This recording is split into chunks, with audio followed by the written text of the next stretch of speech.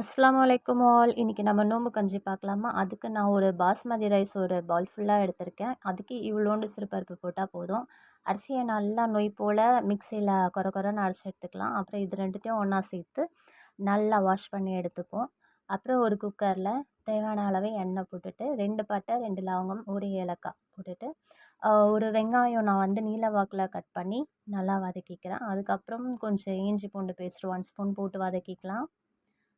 ஒரு பச்சை மிளகாவும் கூட சேர்த்துக்கோங்க. அப்புறம் ஒரு சிட்டிக்கு அளவு சோம்பு, ஒரு பிஞ்ச்சு வெந்தயமும் கூட சேர்த்துக்கலாம். அப்புறம் தக்காளி 1 கட் பண்ணி போட்டிருக்கேன். 2த்தையும் நல்லா வதக்கிப்போம். இப்போ நான் ஒரு 1/4 ஸ்பூன் அளவு கல்லுப்பு சேர்த்துக்கிறேன். அதுக்கப்புறம் ஒரு 1/4 ஸ்பூன் அளவு மிளகாத்தூளும் நான் சேர்த்துருக்கேன். அப்புறம் கொஞ்சம் கொத்தமல்லி, கொஞ்சம் புதினா இதெல்லாம் போட்டு நல்லா வதக்கிப்போம். இப்போ நான் மட்டன் கொஞ்சம் சேர்த்துருக்கேன். மட்டன் திக் பீஸாக சேர்த்து கூட போட்டு நல்லா வதக்கிப்போம். இப்போ வாஷ் பண்ணி வச்ச அரிசியும் அப்புறம் நம்மளோட சிறுபருப்பும் கூட போட்டு ஒரு வதக்கி விட்டுக்கலாம்.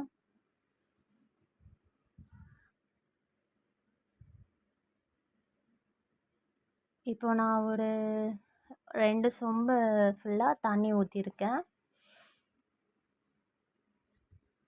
உப்பு செக் பண்ணிக்கோங்க. இப்போ உங்களுக்கு கரெக்டாக இருக்கான்னு உப்போ காரமோ பார்த்துக்கோங்க. இப்போ நான் வந்து அது ஒரு 10 விசில் போட்டு எடுத்திருக்கேன். இப்போ சூப்பரான நோம்பு கஞ்சி தயார்.